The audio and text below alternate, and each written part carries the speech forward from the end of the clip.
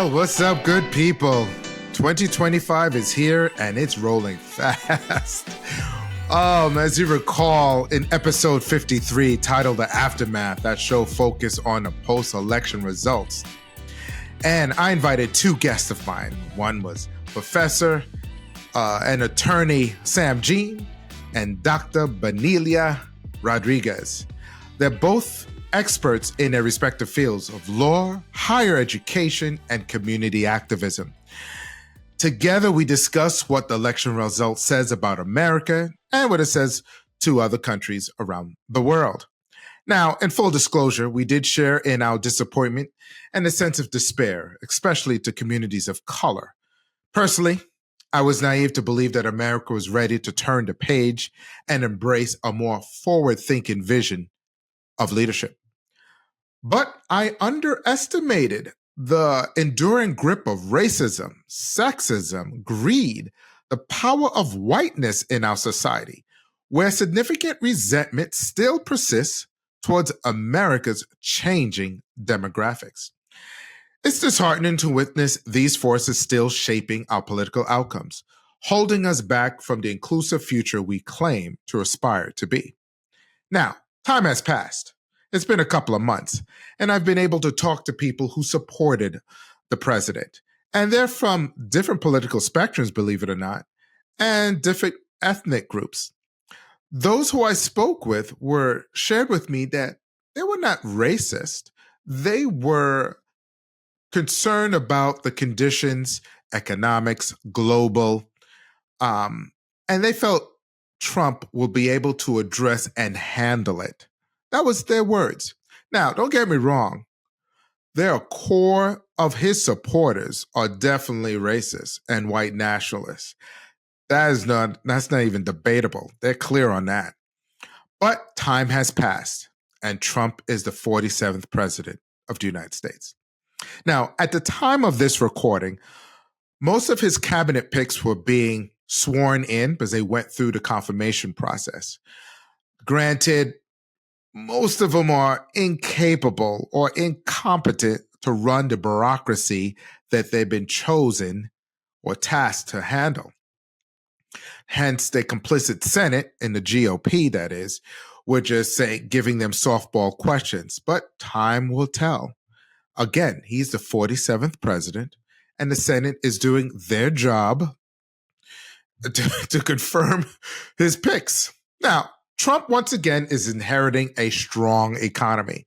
Back in 2017, he inherited a strong economy from President Obama, and then recently from President Biden. Now, historically, low unemployment is at 4.8 when he was given the keys under Biden. In fact, according to the Federal Reserve Economic Data, aka FRED, they say under Biden, it's the lowest unemployment recorded in history. Even former chairman of the Council of Economic Advisors, Dr. Greg McHugh, who served under George W. Bush, said, the economy is good. Now, is there room for improvement? Yes. But in comparison to other industrial nations like us and the size and influence, we're doing in far better shape than our colleagues or allies around the world.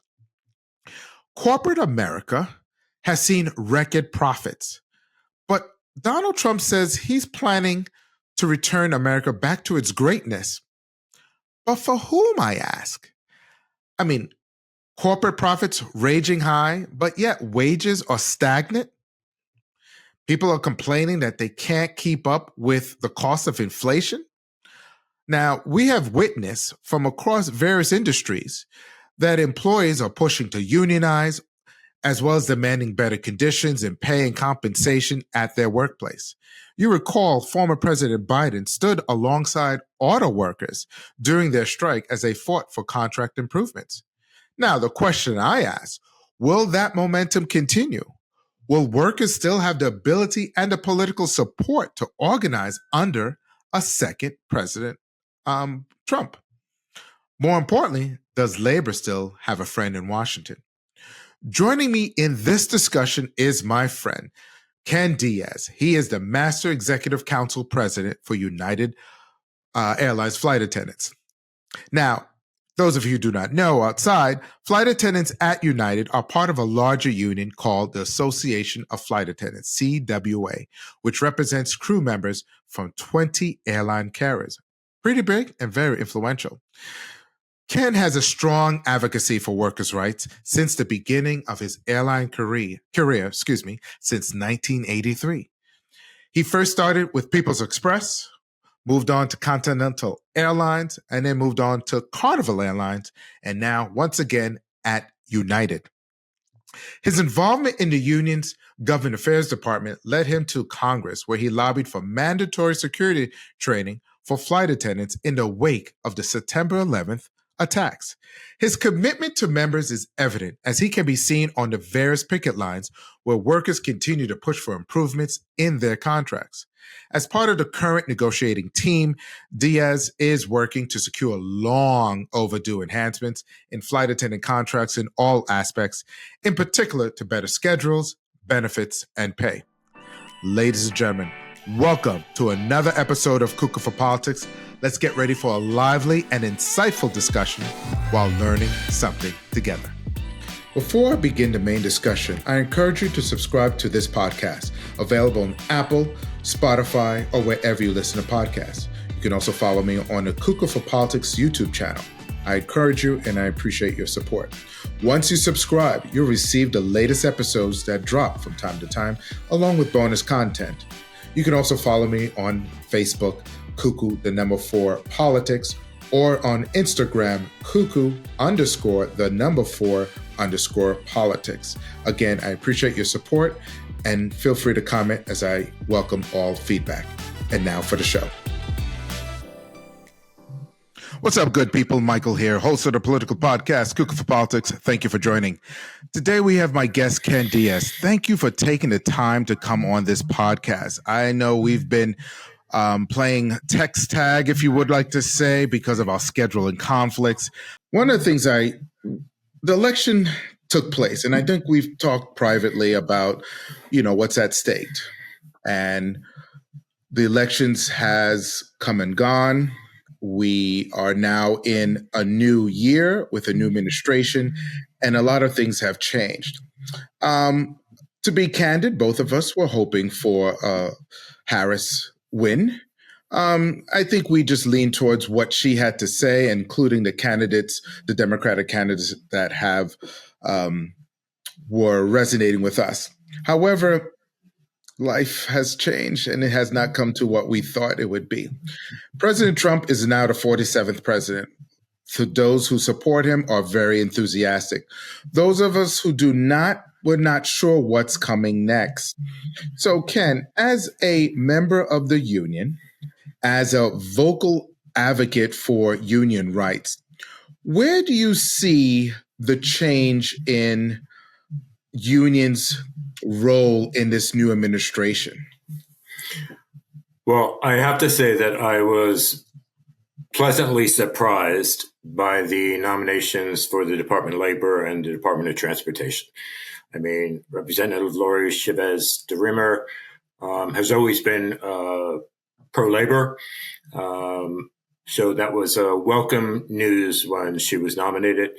And Sean Duffy has the endorsements of quite a few of the airline unions and other unions across the country.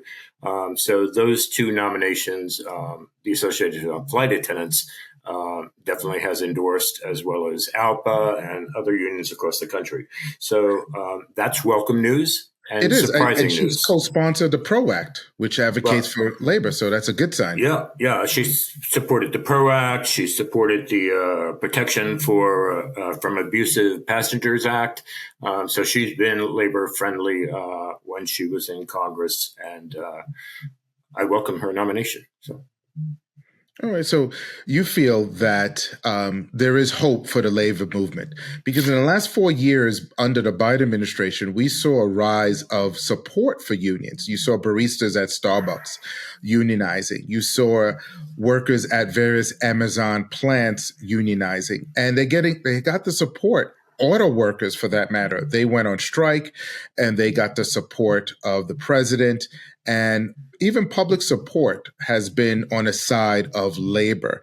So I guess it's a good sign that we have those individuals you just mentioned, along with a President Trump that could be. I mean, he tailored his argument with he's going to be a pro-union president.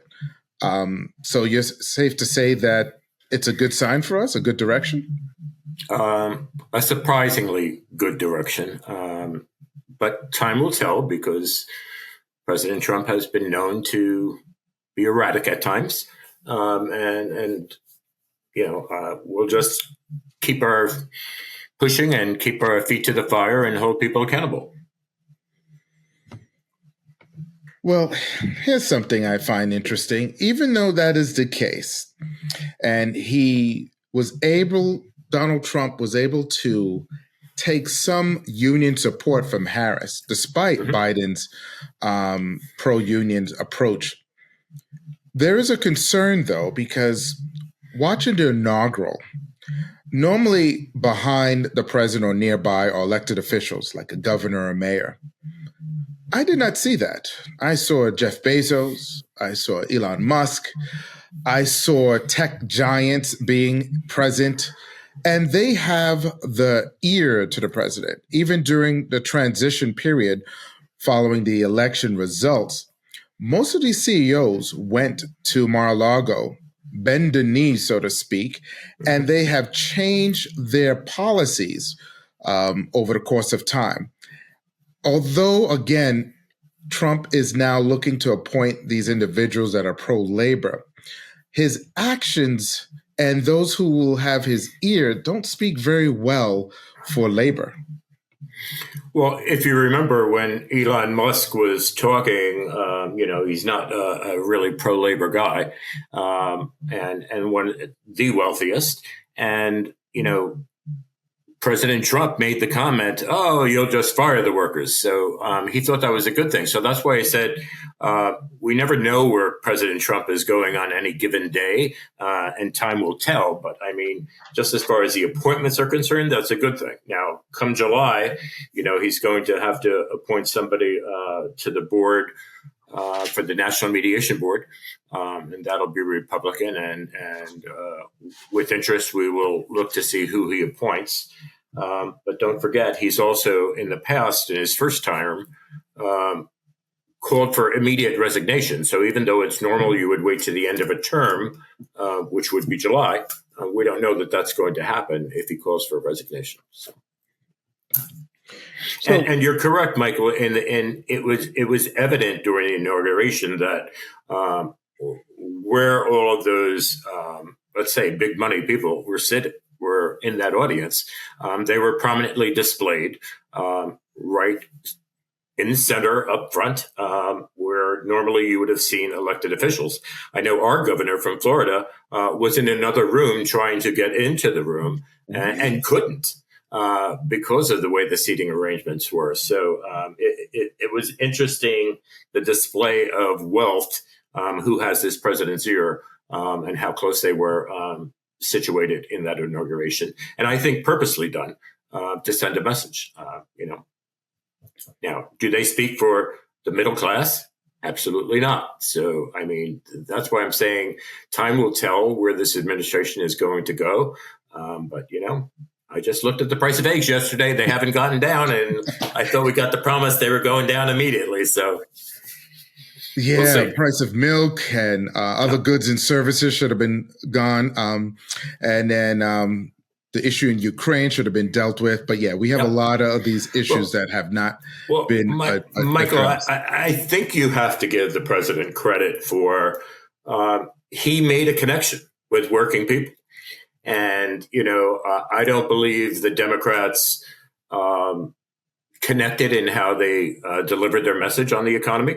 I think there were a real lot of improvements that were made in the economy, but people weren't feeling it. And the message wasn't directed to working class people where President Trump connected. And I think that was the turn in the election, where you had everyday workers considerable percentage that voted for President Trump. Yeah, and I say that I do agree that the messaging was not clear enough. I think here's the difference. Donald Trump had 8 years of running for office. And I say that I count his first term, I count the 4 years that he was out of office, whereas Harris had very little time to brand herself to separate from President Biden. So she could not connect well enough in a short amount of time. I think she had 100 days to connect with people, whereas President Trump had 8 years. Keep in mind, too, he was a character on various TV shows. So he already had a brand, he already had an audience following. Whereas Harris, even though she was in the public office as a senator, as a prosecutor, you don't really get much shine with that unless you're covering a major case such as like O.J. Simpson or something like that. And that was not the case. But you said something, too, that the governor DeSantis of Florida was somehow in the overflow room and not in the center. I find the irony of it all, because currently, I don't understand why there are individuals, particularly union workers, thought a billionaire like a Trump, supposedly he's a billionaire, has unlimited resources of money and so forth and wealth, how he will resonate with labor or even address the issues of inflation. I say this because the person he has appointed as treasurer is not an advocate for raising the minimum wage. No. Jeff Bezos and Elon Musk are not looking to raise the minimum wage. They're, in fact, filed lawsuits against the National Labor Relations Board to weaken that board, because they're not interested in having labor have a voice and advocacy within that organization to clear up any discrimination or to advance labor causes. So I don't understand, really. It boggles my mind how the individual, a worker working at the private sector, working on a plant, says, Donald Trump and these billionaires speaks for me. It boggles my mind.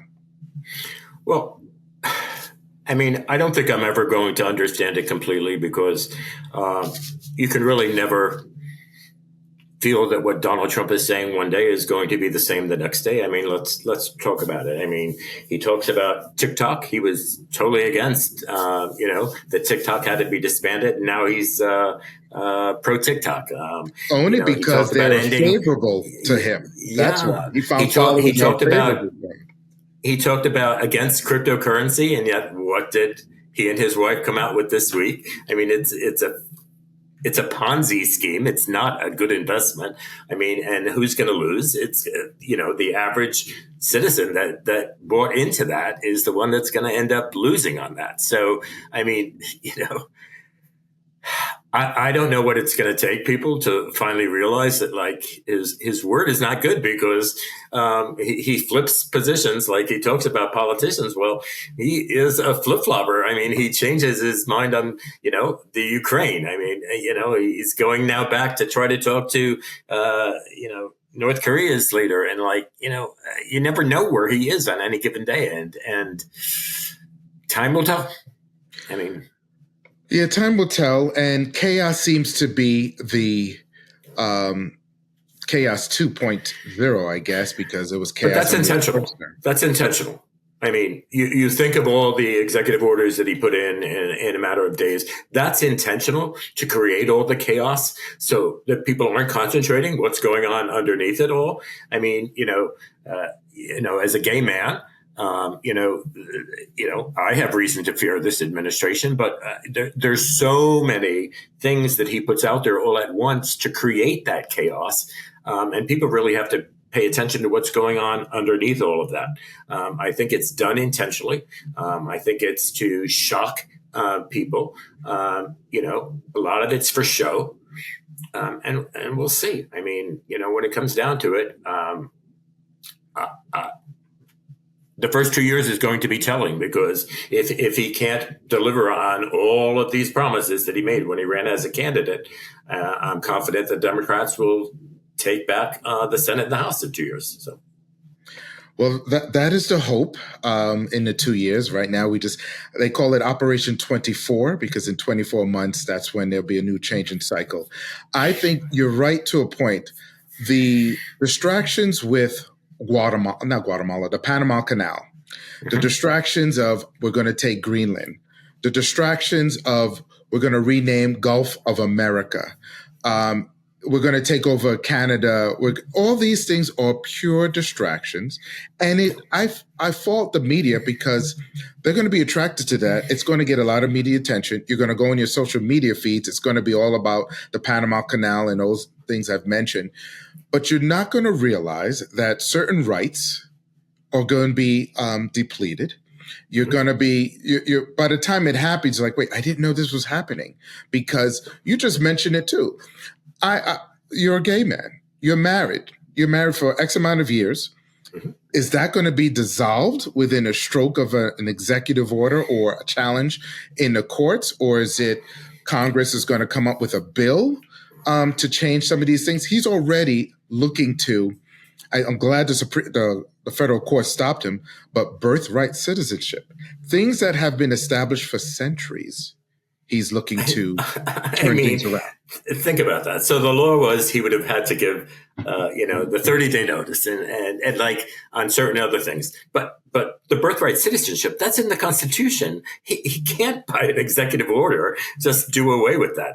So I do believe that's going to fail in the court, even with a conservative Supreme Court. I just don't see how that could possibly stand up. But I mean, every day it's something new. Like today, the aircraft with the deportations to Colombia. I mean, okay, so Colombia did not let the aircraft land. So what did he do? Within an hour of that, he put 25% tariffs on Colombia. I mean, it's such a bullying mentality and this is the president of the United States. So it is that shock, that bravado, that, it resonates with his core supporters. Do I think that's going to win him over as a unifier? I absolutely do not. And don't forget, he said he was going to be a unifier. And I actually do believe that there's going to be Republicans that eventually will get tired of this, because, but a lot of people voted on their wallet, and they thought a Trump presidency was going to keep them living comfortably, and we'll see. Time will tell. But I don't think other than his base, it can stay up. You think Republicans are really going to get tired? I don't know. I saw them silent through the campaign. I saw that they were looking to get how do you say? They were trying to get influence within the government. I just don't see them saying no. I was surprised that Senator McConnell from Kentucky did not support Trump's nominee for Secretary of Defense. And I actually wasn't surprised by that, Michael. You weren't? No, I actually believe that when McConnell decided that he was going to step down from his role in the Senate, and obviously, he's not going to be running for re-election.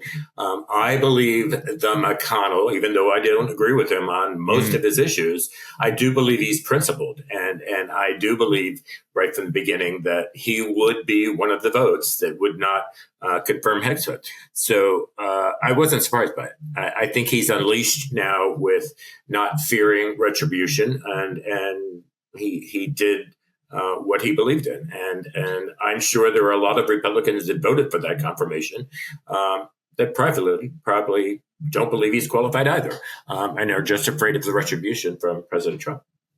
And that's the problem. Profiles of courage. That was a phrase by John F. Kennedy. Showing courage when and speaking truth to power. But look how these politicians, they cave when they're not seeking re-election. They cave when they retire. I remember an interview with Senator Mitt Romney from Utah. He said that he had to hire private security. He has the means to do so because he was afraid of retribution from Trump or MAGA supporters if he goes against Donald Trump. You remember, he also spoke against Donald Trump and impeached him, voted to impeach him. And McConnell said no, he didn't impeach. He didn't vote to impeach Donald Trump. But now he's speaking up because he's leaving office. That's my problem. We send these individuals to advocate on our behalf and to speak truth to power. Yet when they're there, and currently the senators who are Republican and congressmen who are Republican, they are not speaking truth to power. They're just caving in. Either is it self-greed, or is it the fact that they're afraid for their life and their families' lives?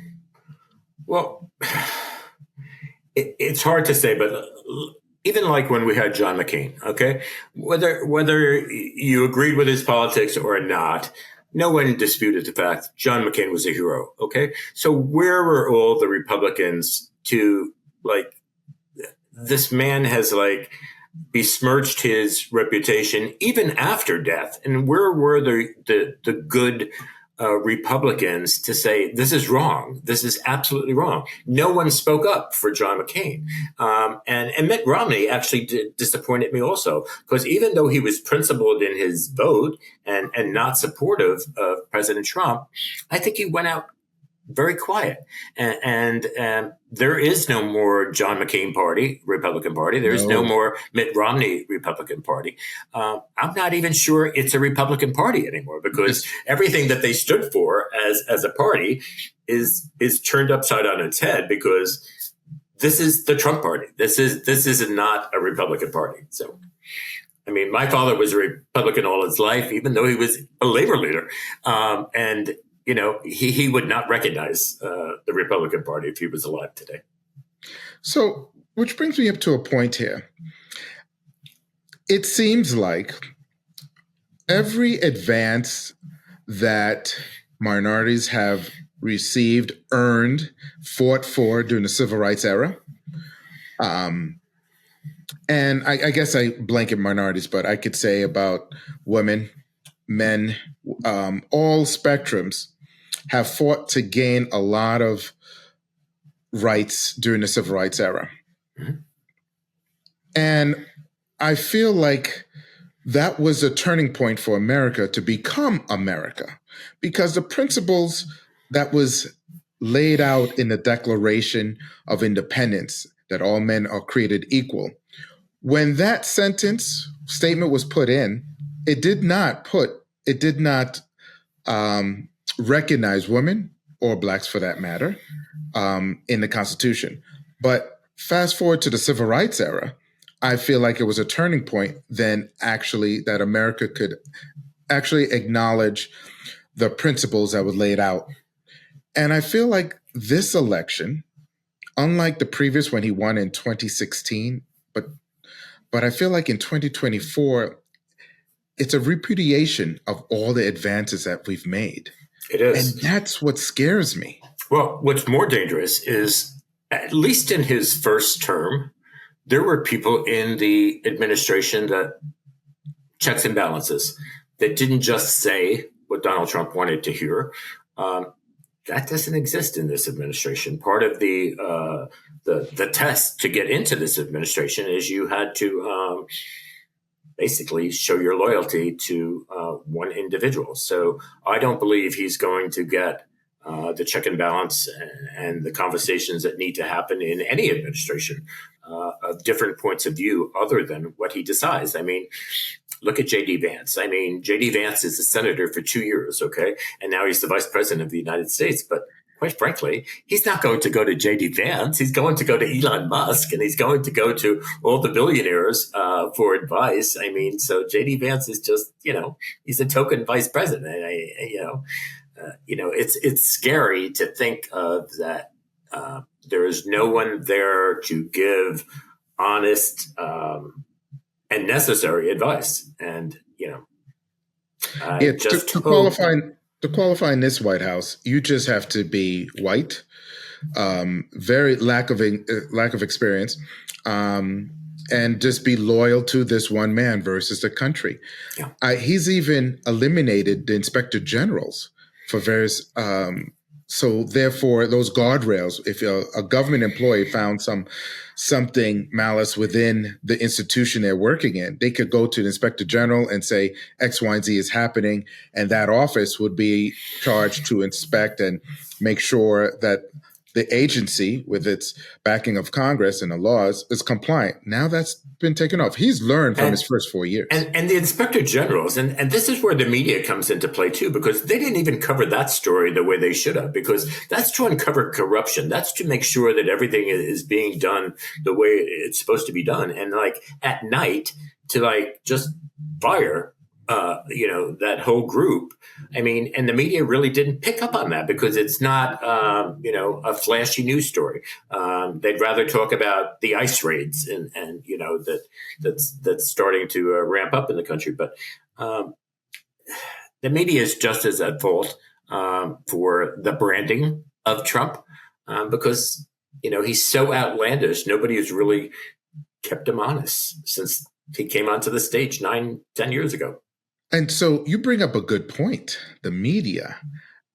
When I talk to various people of all ages, you and I of a certain age, you and I we read newspapers, publications like Time Magazine, Newsweek, The Economist. We would probably watch the 6:30 nightly news to get our new information. Today's generation, even those of our age, are getting their news from TikTok, as we mentioned earlier, YouTube, or various platforms. I think it's a turning point too, because think about it. When Obama came into office, Facebook and Instagram was all new. I think we had Blackberries, if you think about it during that time.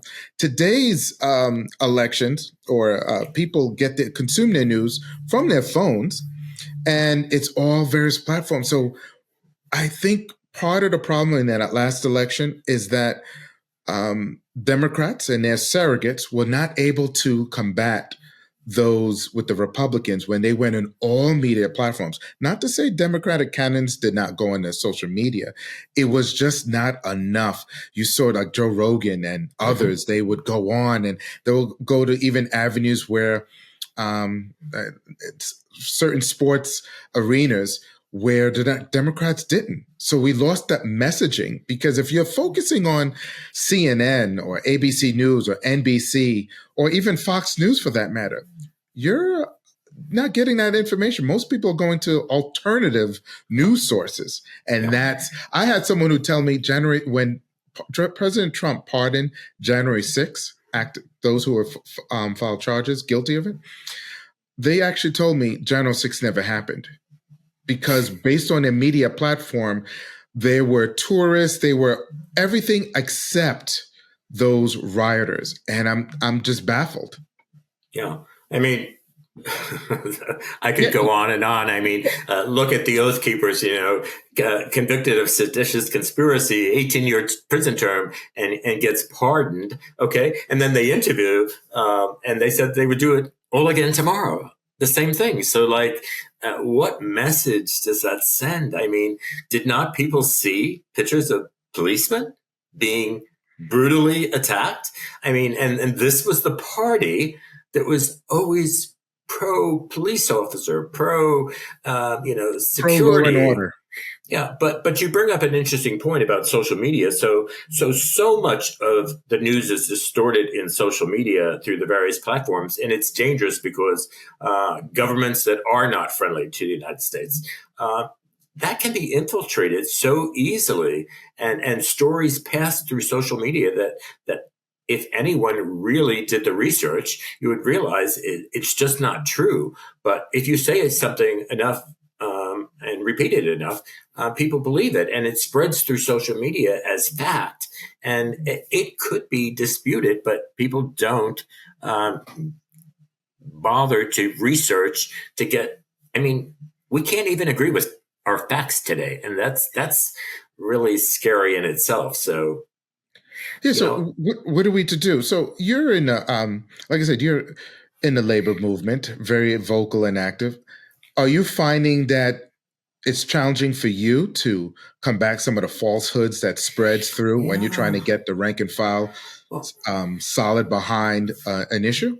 so in union activities, I mean, solidarity of the union. The union is the members, okay, and there are those that almost put the union leadership as a separate entity. That's not the union.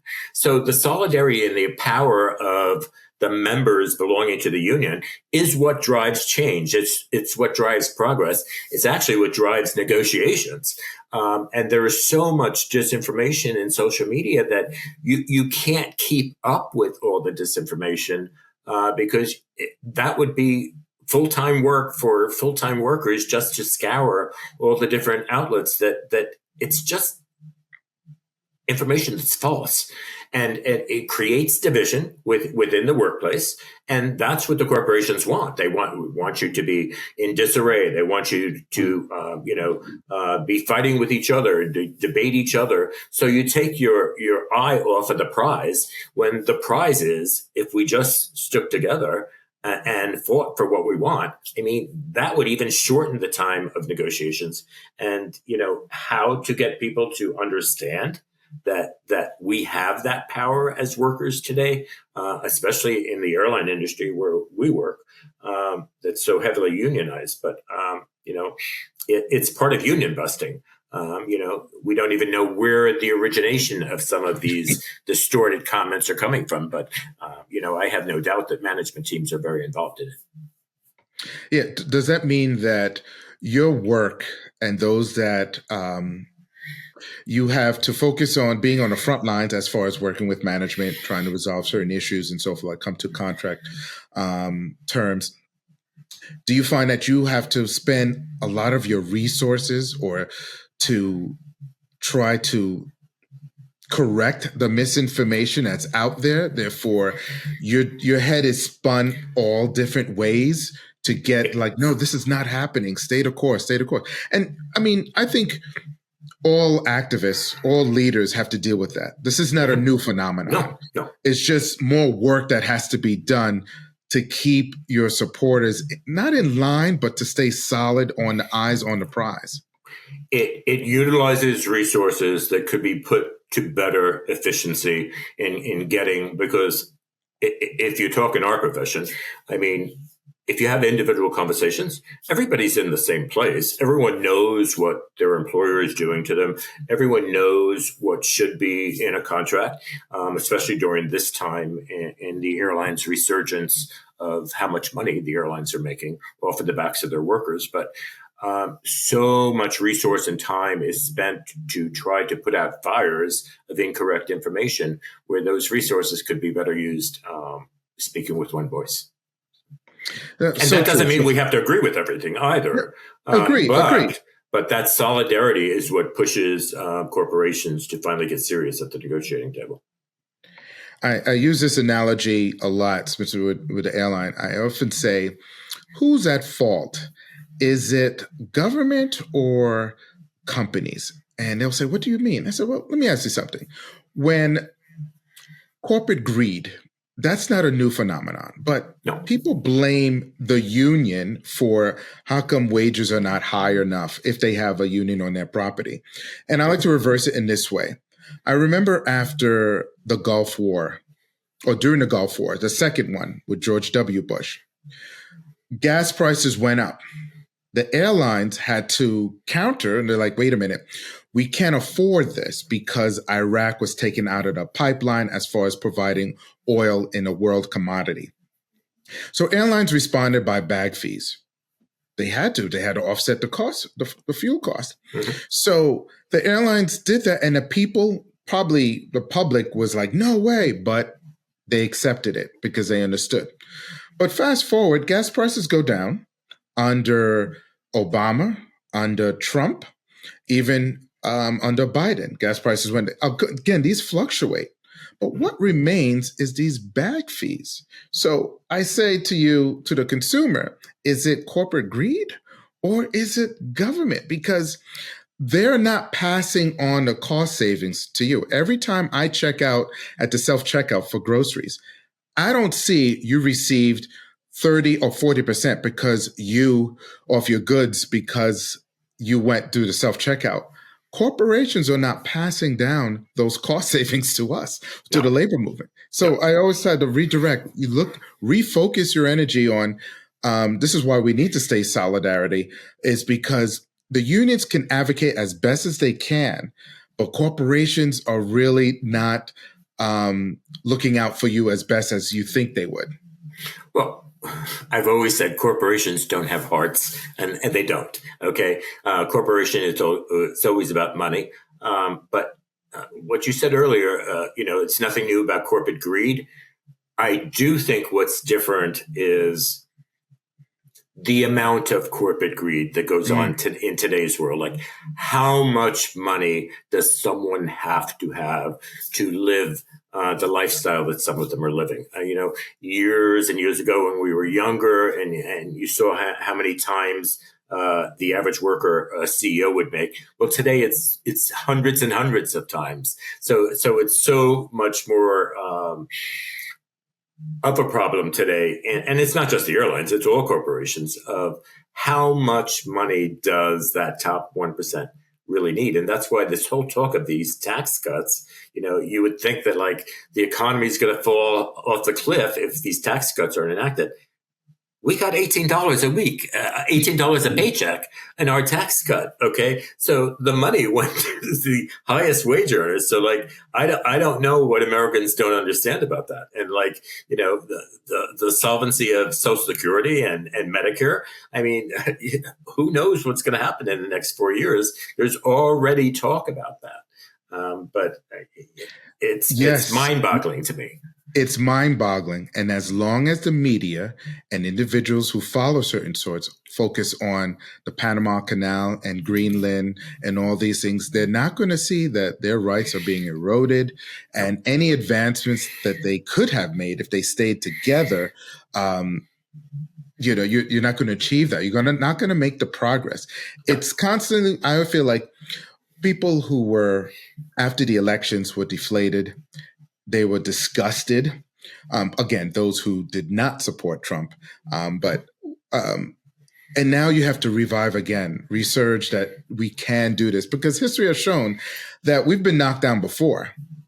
We just have to rise up all over again and keep the momentum. And again, you as a union leader, you have to try to keep persuading the rank and file to stay the course. Do not get distracted by other things that corporations put out there, whether it be new routes or new equipment being presented. I mean, those things, it's going to happen regardless. But it's not only the wages that we all have to be concerned about. It's all the rights and what makes us enjoy the quality of life issues that we all advocate for, regardless of what stage in life you find yourself within the industry. Mm-hmm.